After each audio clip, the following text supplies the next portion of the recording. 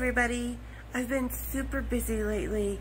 I haven't been able to go through a lot of the videos that I filmed and do editing, so today I'm going to do something I've never done before. I'm going to do a repeat episode because I've had a lot of people private message me and ask me when I'm going to have Danny on. Well, she was the first one that I had on, you guys. It's just hidden. So today I'm going to do a repeat episode with the mighty, mighty Danny. And we had a blast making this. So I hope you guys have just as much fun as we did. So grab your Smurf shots and cheers, big ears.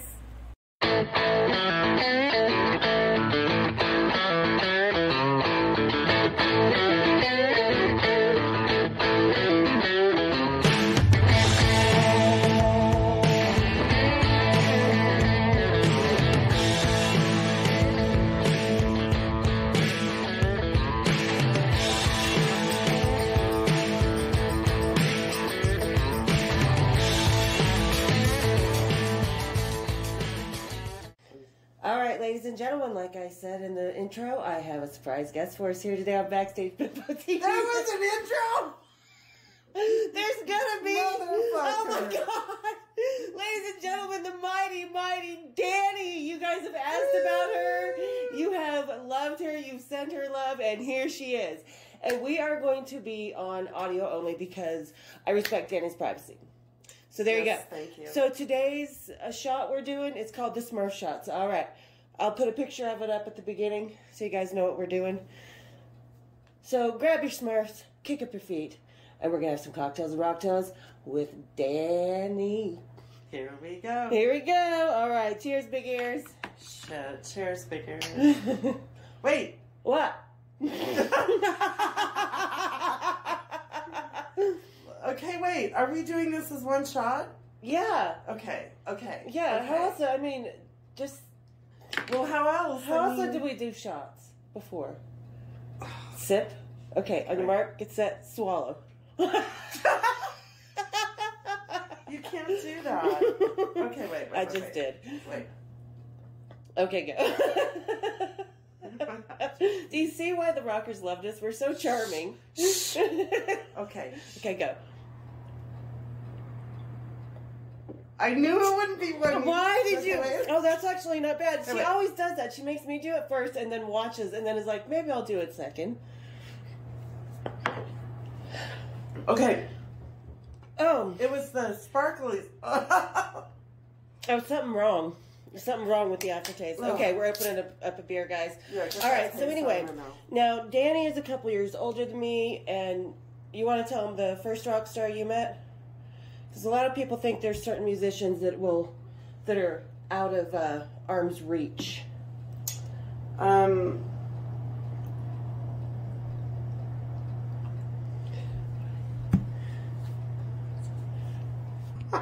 Okay, sorry guys, we had to pause because there was a bit of a bathroom break. But all right, so we're gonna talk about the. Okay, what? Pause if you're gonna say it. Oh my god. There's nothing to hide on YouTube. But okay, so like I said, Danny's a couple years older than me. She met her first rock star a couple years before I did, but kind of in the same manner because she was a rainbow girl too. So talk about that real quick, and then we'll talk about. It's like we're spilling all the secrets. Fuck. They've already been spilled.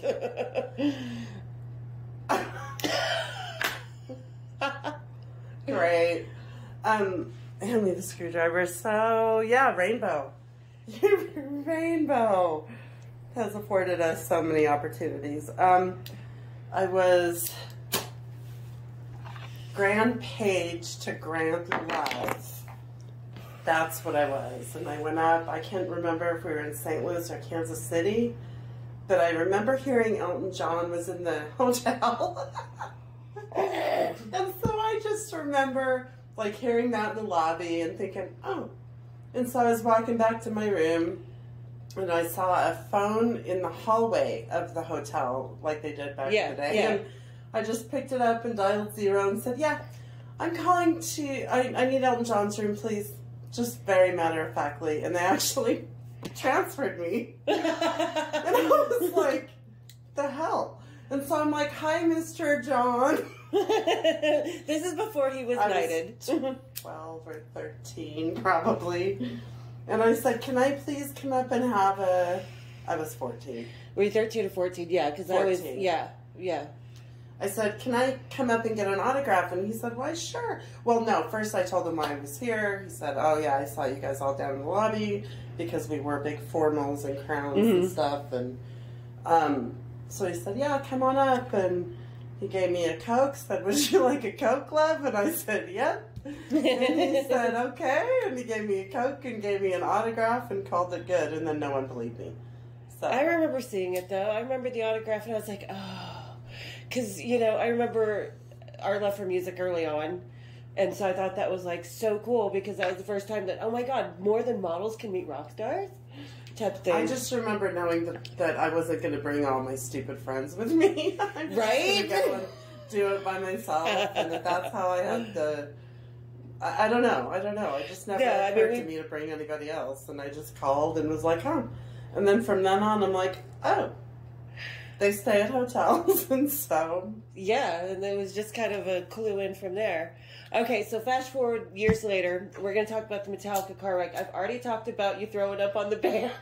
Okay, first of all, these were separate incidents by years. No, it wasn't. You threw up on the band a few days before the car wreck. Remember, that was Denver. Right, they're separate incidences. It felt like years. But that one wasn't funny. That was like... Yeah, it was. If you were looking at it from our angle, it was funny. From the band's angle, it wasn't so funny. From Bones' angle, it definitely was. No, the car wreck, I'm not... I know. I was talking about throwing up on the band in Denver. I wasn't talking about the car wreck yet. Oh. Oh. All right, so this is the thing. After we leave Denver, Metallica comes here. We were hanging out at the Zephyr with, it was James, Lars, the roadies. Hold on. We might need another shot, though. We might need another shot, Danny says. What do you guys think? We need another shot? Okay, we'll get another shot. So just kind of keep going about, we'd come back from Denver to Salt Lake City. We were hanging out at the Zephyr. That's not where I threw up. It was in Denver. I know, but we've moved on. I've already posted about throwing up. If you want to talk, okay, well, I go make a shot. You first told me to talk about the car wreck, and then you're like, no, we're not there yet. Okay, hold on. All right, so I go make us another shot. She's going to talk about throwing up on the band, because like I said, we were feet away from a bathroom, and I was going to get her there, but not Lars. Was not my fault. No, it was Lars. Yeah, he was something special. Yeah, I really trusted him, and that was the thing that bothered me. Well, it didn't bother me, but it was like, whoa, man, because he was always looking out, you know what I mean? Well, but he was also... Hold on. An asshole? Yes. No, he was squirrely. You know he was always up to something. He always had some sort of mischief going on. So... And no, it was hilarious. Really I thought it was hilarious because the second it splashed off that first thimble. That's when somebody grabbed me and said, run. And I was like... No. You threw up for a while. Then you took a shot. You tossed the glass over onto the rest of the drum set. And because James and Ian and them had just come down with our shots, and we all took the shots, we all tossed our glass, then we ran out the front door. I didn't want to waste the shot. And I felt better once I threw up, so... Yeah, it was a win-win. Going. For me, not for the simple. Or the band. Lars thought it was funny. Oh, we all thought it was funny. I was laughing my ass off. I think you were even laughing between pukes. I was, but that's because I couldn't move. I couldn't do a thing about it, because once you start puking, you can't stop. It's like men peeing. You just can't stop. So, that happened. But I just remember thinking... This isn't funny. This was really mean. I just wanted to throw up in private. And Lars, I remember him slipping me around he slipped his arm around my shoulder, and I'm like, oh. And I nuzzled right in there, which wasn't easy because I was wearing stilettos and he's like 3 feet tall. And so I was trying to nuzzle in there like any drunk girl would do and go, oh my God, thank God for Lars. He's going to take care of me.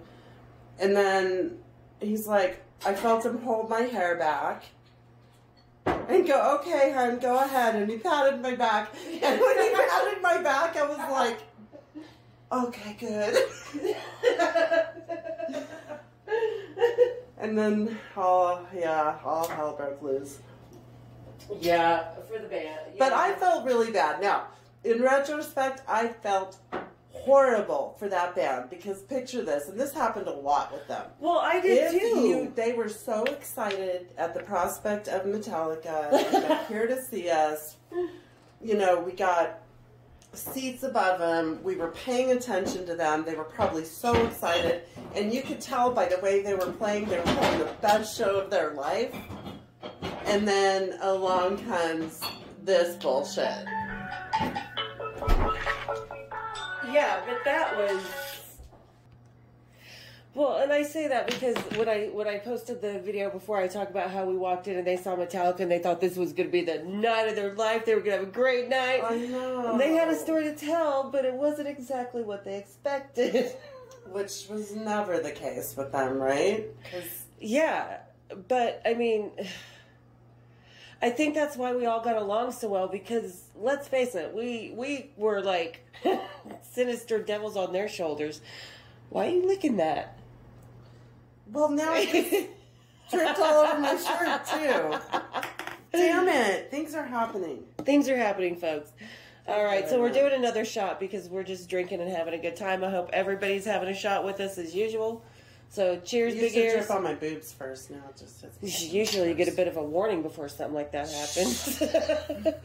We tried this before. Okay, wait. Okay, 1, 2, 3, go. Oh. Yep, there we go. Shots down. Shots down, shots down. Oh. It's that whipped cream. I can't all at once. Yeah, it's the grenadine not the grenadine, the blue carousel. Yeah, so now you guys hear kind of the other side of the story of the whole throwing up thing. I thought it was damn funny myself. I'm sure the band didn't, though, and like I said, I do feel a little bit bad. But that whole weekend, that whole night, I mean, that's the night that we met James's wife. Who turned No, it was the next night, because that was the night before the show, because they had the 3 shows, and first night, because she was working catering. The next and night I talk about that when we were at the elevator, and she wouldn't get in with us. That's all we got to say about that. Yeah. So we go to Salt Lake City after the Denver shows, and I always kind of said a certain jinx happened that night for the band, and we went into the Bermuda Triangle because we lost people that had been with the band for years and years, and they were just coming into their egos and becoming the super group they are now. They are the biggest band of our generation. Yeah, they flipped. The guys we knew would kick these guys' asses any day. It was not, I remember when we first met them, like, James was the partier, Lars was the one trying to keep the business shit together, you know, I mean, Cliff was just Cliff, you know, but it flipped at some point where the corral got too much and... You know what it flipped? What did I just say? The Bermuda Triangle. Yoko. Yeah, that's when everything flipped, and I talk about how every band has De Feur, and it was Lars and James, but it's pretty much just become James because of that element. De Feur made me think of Sharon Osbourne. I'll never forget answering that fucking phone. Oh God! Hello, love. Well, hello. So yeah, when we came back up to Salt Lake City, we felt the jinx. Oh my God. In full physical, like it hit us, and it hit us in the form of this car wreck. And we were all at the Zephyr. It was James and Lars. I think she was there. It was Bones. Bones, Brian, you, me, and Stacy, and a couple other guys. I think Dougal the Wonder roadie. Dougal. Dougal. We call him the Wonder Roadie because we wonder what the fuck he did besides get paid. No, we know what he did. What did he do? Oh, we'll move on.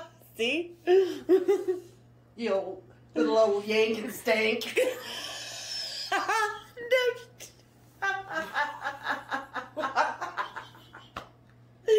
Oh my God. And doors for all. If you know, you know.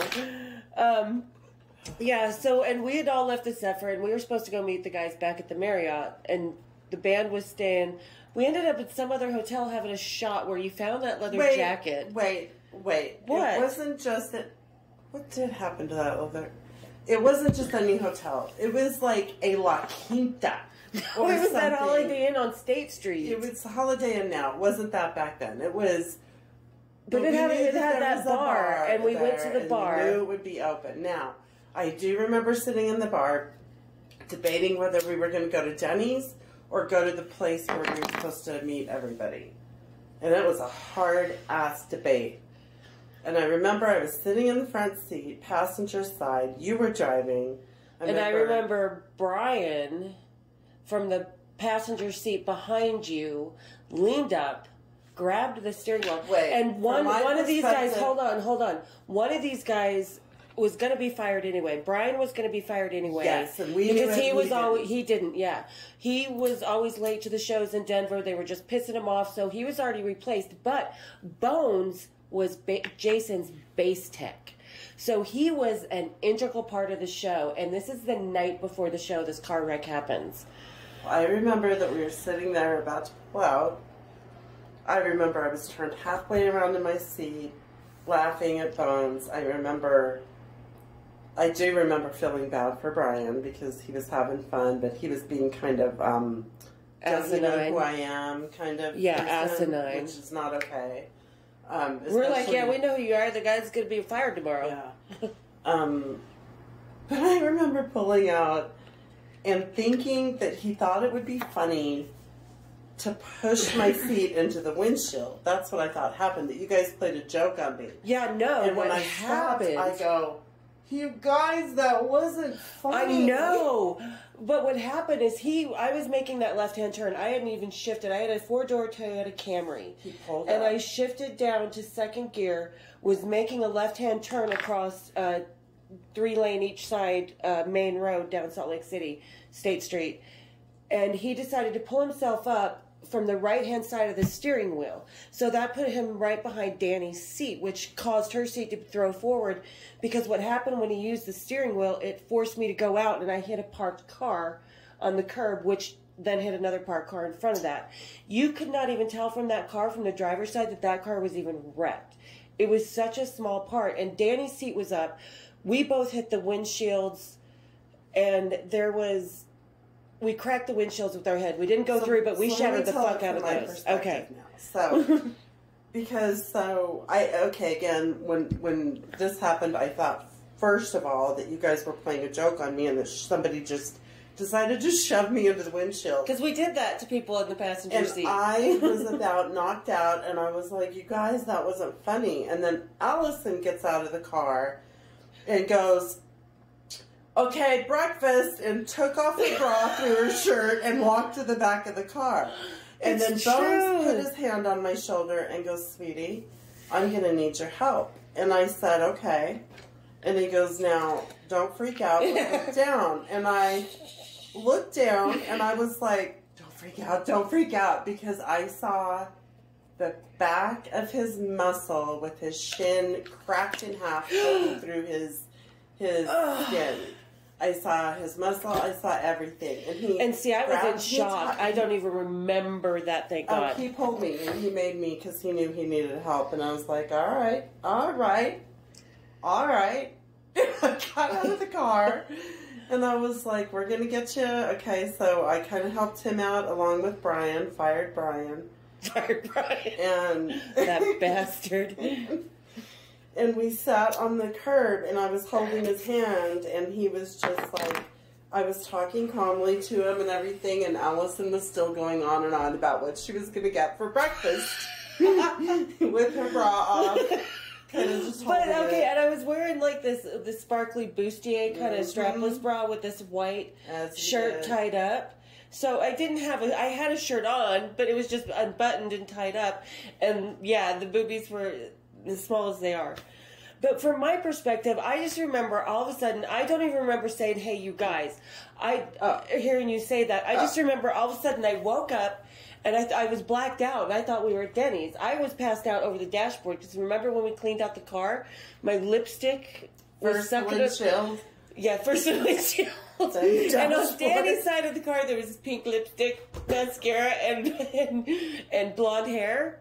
And on my side, there was black hair, red lipstick, and sorry, we dropped that. I don't know if you guys could still hear me, but yeah. So anyway, I was passed out, sucking on the dashboard because my lipstick marks were on the corner of the dashboard somehow. I don't know how my head was hanging, but I know I was sucking on the dashboard.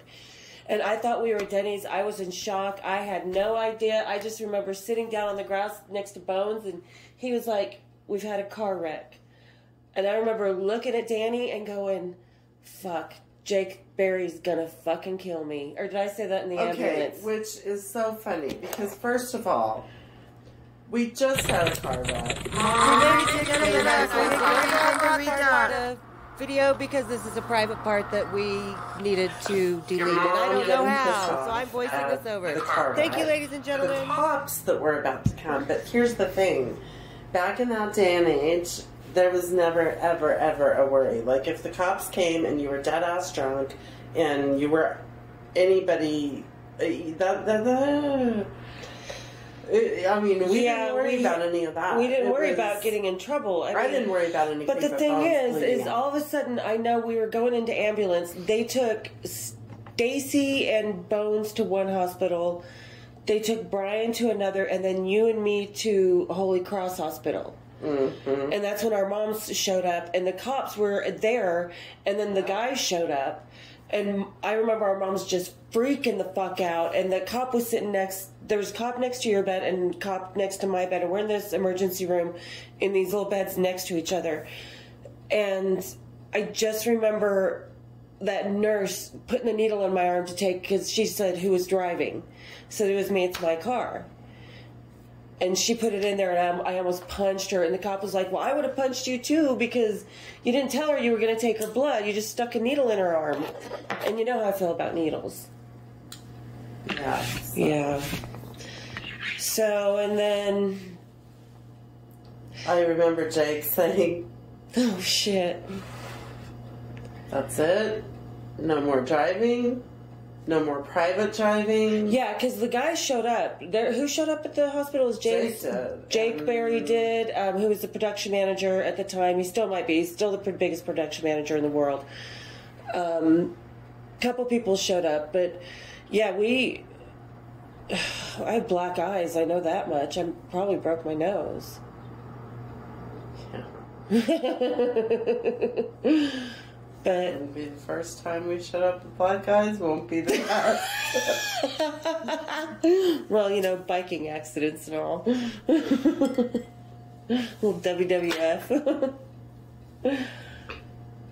But yeah, I mean, that was crazy. And then from that day on, all tour insurance had changed, that they cannot, anybody on any rock tour to be insured cannot be in any private vehicle. It has to be hotel van or rented for the tour for that purpose. So yeah, on that note.